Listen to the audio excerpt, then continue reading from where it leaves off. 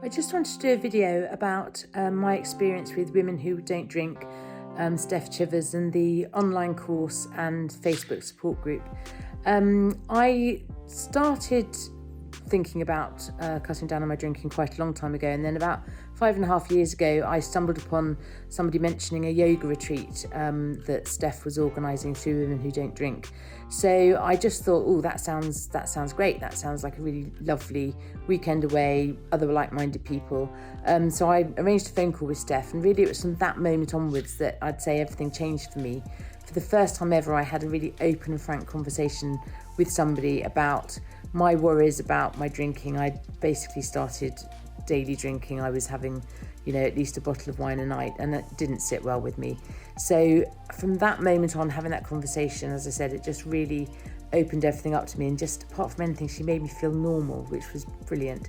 So I had a really good chunk of time without alcohol. I took a break, and that was one of the other things I really love about Steph's approach is, it isn't you have to stop drinking, it's take a break, reduce or stop. Everybody does things differently. So after about 8 months or so, unfortunately, I sort of fell back into my old ways. And so then it was about a year later, I picked up the course again, because having paid for it the first time, I then had access to it forever. So this time I really concentrated on it. I thought, right, I'm going to really give myself this time. So every day, every morning, I'd sit on the edge of my bed with my journal and I'd watch the video, which wasn't long. It was a nice short video.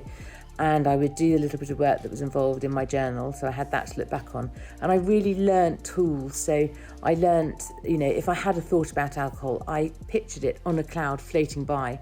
It was a thought, I didn't need to act on it. I would also use the tool that was think it through. So if I was thinking about drinking, I would think it through. How would I feel the next day? I'd basically regret it. So that tool was really useful.